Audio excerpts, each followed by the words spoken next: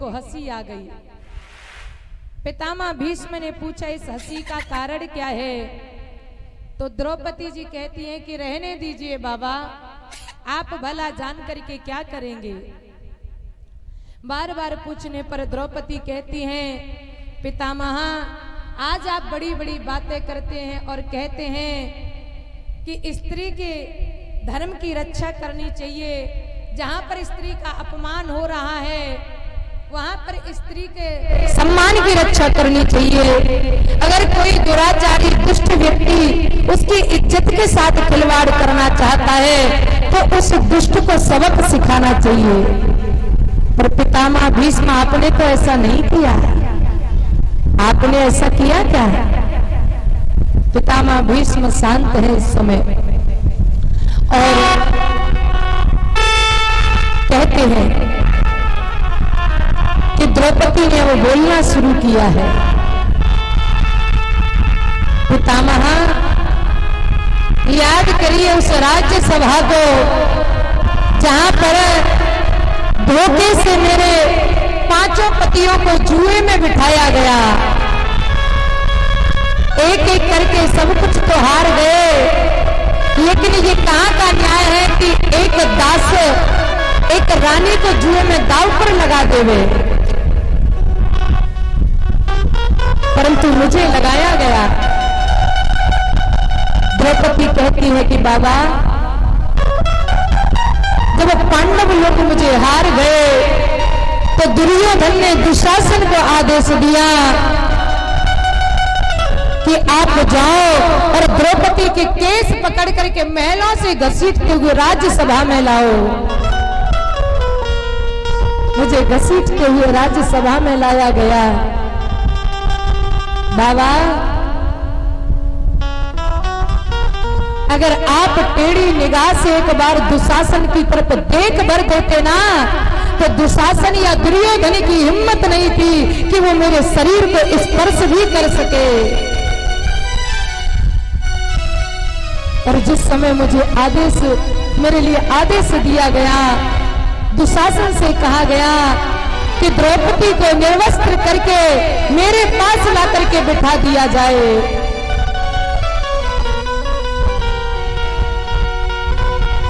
पितामह उस राज्यसभा में आप भी विराजमान थे।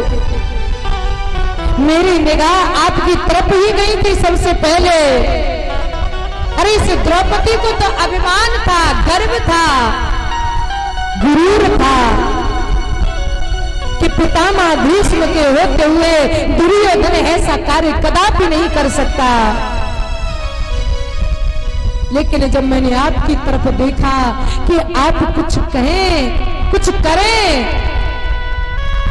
पर उससे पहले ही आपकी निगाहें धरती को देखने लग गई।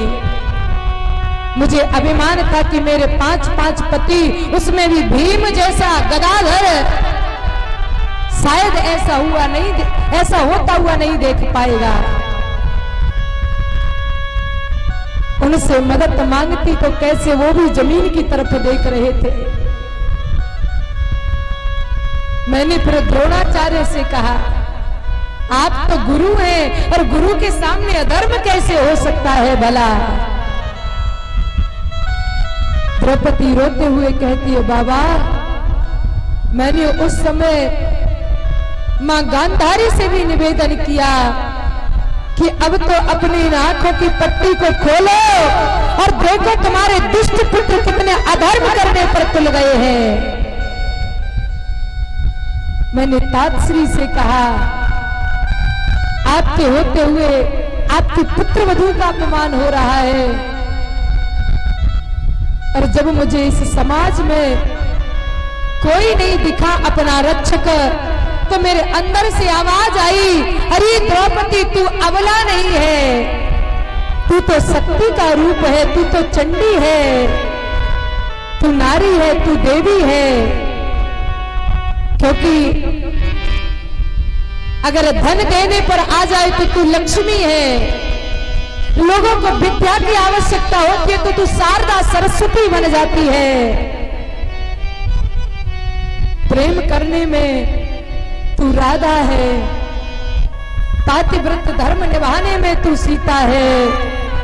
और जब तेरी इज्जत के साथ लोग खिलवाड़ करने लग जाए तो तू लक्ष्मी, जानकी, राधा या सरस्वती नहीं, तू काली भी बन सकती है। अपने धर्म के लिए लड़, अपने धर्म की रक्षा, अपने धर्म की हिफाजत तुझे स्वयं करनी पड़ेगी। तो कहते हैं ना कि बहते हुए झरनों की रवानी बन सकती है, आने वाले इतिहास की कहानी बन सकती है।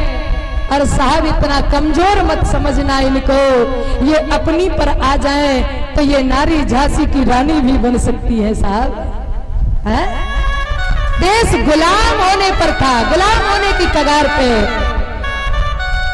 अंग्रेजों को भगाने वाली एक ही वीरांगना थी और वो थी झांसी वाली रानी, रानी लक्ष्मीबाई। आज उस वीरांगना की तिरोभाव दिवस है। आज ही के दिन उस जयचंद ने रानी लक्ष्मीबाई के साथ में विश्वासघात किया था। आज ही के दिन लक्ष्मीबाई शरीर को छोड़ करके गई और हम सबको सदा सदा के लिए गुलामी से मुक्त करवा गई। अपना पुत्र खोया, पति खोया, अपना साम्राज्य खोया, यहाँ तक कि अपने प्राण तक न्यौछावर करवा दिए। लेकिन धन्य है वो वीरांगना। हम अगर आज यहाँ पर स्वतंत्र बैठे हैं ना तो रानी लक्ष्मीबाई की वजह से। कितनी बड़ी बड़ी वीरांगना हुई है। द्रौपदी के मन में भाव आया, मैं चंडी हूं, मैं काली हूं, मैं अबला नहीं, मैं सबल हूं, मुझे अपना हक लेना आता है, मुझे हक के लिए लड़ना आता है।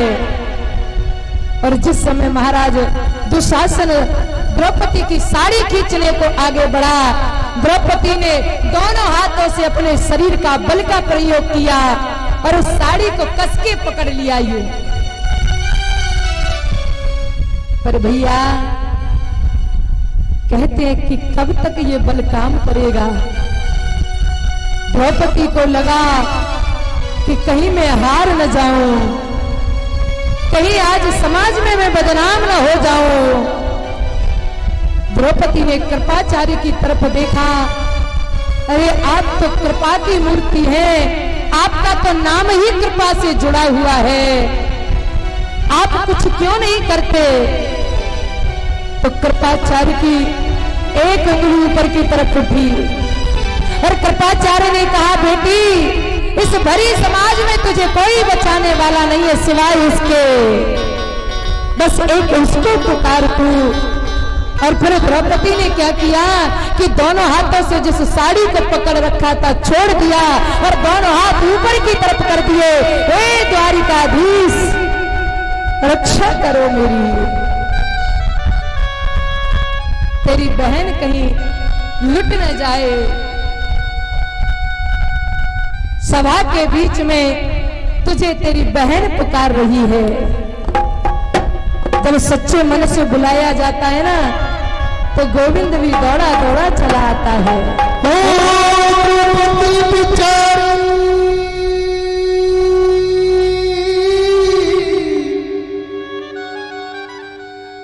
अरे द्रौपदी बिचारी कहे आज सभा में रोते रोते, श्याम तेरी बहना नंगी हो रही, 5 पतियों के होते होते।